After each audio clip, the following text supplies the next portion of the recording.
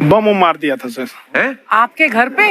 हाँ, मेरे coaching institute पे 8-10 तो फेंक दिया सब। क्यों? एक्चुअली हम पढ़ाई जो क्लासेज है तो उसके हम बहुत कम फी लेते हैं, नॉमिनल। अभी भी कोई लड़का क्लास करना चाहता है, पूरा सब्जेक्ट 200 में कर लेता है, फीस ही हो पूरे सिलेबस की 200 रुपए? हाँ,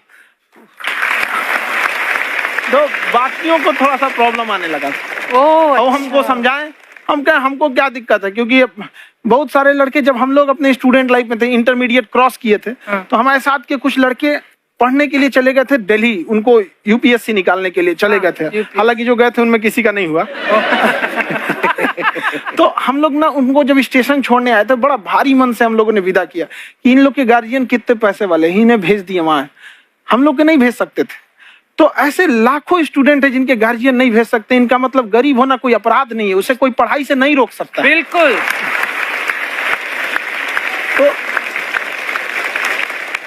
तो हमने ठान लिया था कि कभी अगर मौका मिलेगा तो उसको हम जरूर कम करेंगे। तो इस साल हमको मौका मिला, तो वो जो टफेस्ट एग्जाम है इंडिया का, यूपीएससी, उसकी 2.5 लाख की फीस को हम 7,500 में कर दिए। और सेम, बहुत बढ़िया, वेरी गुड। और इंडिया के सबसे बेस्ट टीचर के साथ जो भी हैं वो अपने सब्जेक्ट में उससे बेस्ट इंडिया में कोई नहीं। और इतना के बावजूद, ऐसे हम लोग को लगता होगा 7,500 बहुत कम है, एक लड़की ने कहा कि सर शाम वाले बैच को ना मॉर्निंग में कर दीजिए। हम कहे बाबू तो इतना सबके इंडिविजुअल से तो बैच ट्रांसफर नहीं, क्या प्रॉब्लम है? उसने कहा ना शाम में हमको दूसरे के यहाँ बर्तन मांजने जाना होता है। तो हम लोग को लगता है कि जितना ये तकलीफ इससे कई गुना ज्यादा है। और कई बार तो ऐसा लगता है कि वो भी ना ले। एक लड़का बेचारा नदी से बालू निकालता था और वो बालू को भरता था, फिर नाव बालू को किनारे लेके बेचती थी, और वो बालू भरता था, उससे मेरी फीस ले आया। हमारा हाथ कांप गया, हम कैसे फीस ले लेंगे यहाँ पर। बहुत बढ़िया। उसी दिन हमने ये प्रण लिया था कि भारत का कोई भी बच्चा, उसके सफलता में पैसा उसकी बाधा नहीं बनेगी, चाहे उसको जितना भी पढ़ना रहे। आपका क्या बात। और अर्चना जी, मैं इनके बारे में एक बात, खान सर आपके बारे में मैं एक बात कहना चाहता हूँ। इनका जो स्टार्टअप है ये बूटस्ट्रैप्ड है। अच्छा। मैं साधारण भाषा में बता देता हूँ, ये सेल्फ फंडेड है।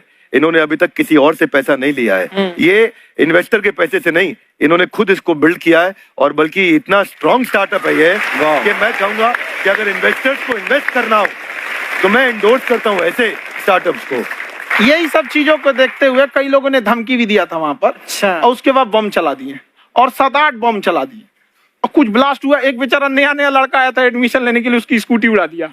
वो आया था, कहा कि सर हम तो पढ़ने आए थे, हमारा स्कूटी उड़ गया। हमारी ऑफिस उड़ा दिए सब। एक तो पास में आके गिरा और नहीं फटा वो।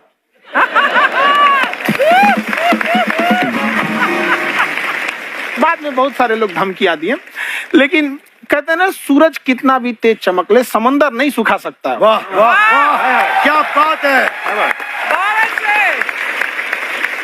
मैम एक्चुअली ये फीस कम करने का एक और रीजन है। 2.5 लाख 3 लाख की जो फीस में सब लोग पढ़ाई अफोर्ड नहीं कर पाते, इसलिए वो कुछ ही लोग अफोर्ड कर पाते हैं, तो उनका मेंटल लेवल तो बहुत ऊपर चला जाता है। लेकिन एक पूरे देश का मेंटल लेवल थोड़ा सा स्टेबल नहीं हो पाता। तो जब फीस कम रहेगी तो हर वो लड़का तैयारी करने के लिए आगे आएगा जिसका सपना है देश के लिए कुछ करने का। सीटें लिमिटेड हैं, उन्हें को मिलेगी, लेकिन जिन्हें नहीं मिलेगी उसे मिलेगा देश का एक जिम्मेदार नागरिक। तो इस देश को बदलना।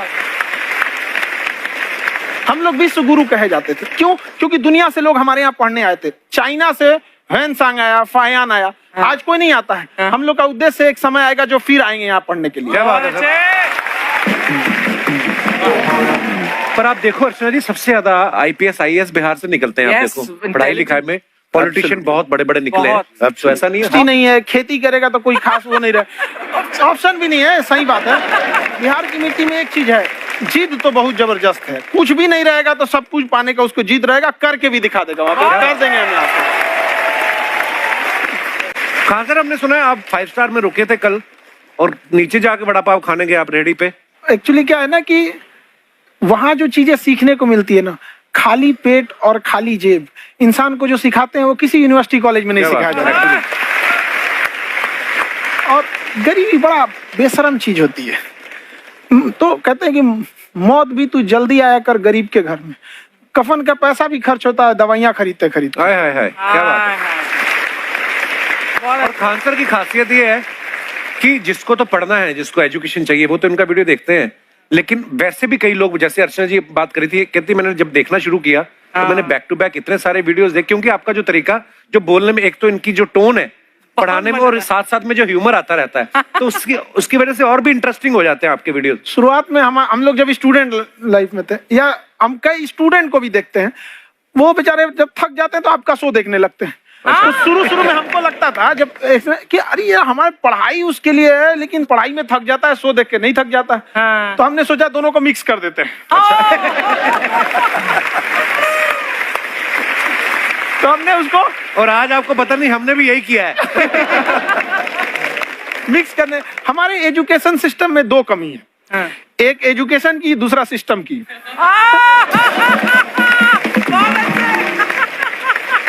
लगा के गोरी लेंस नीला नीला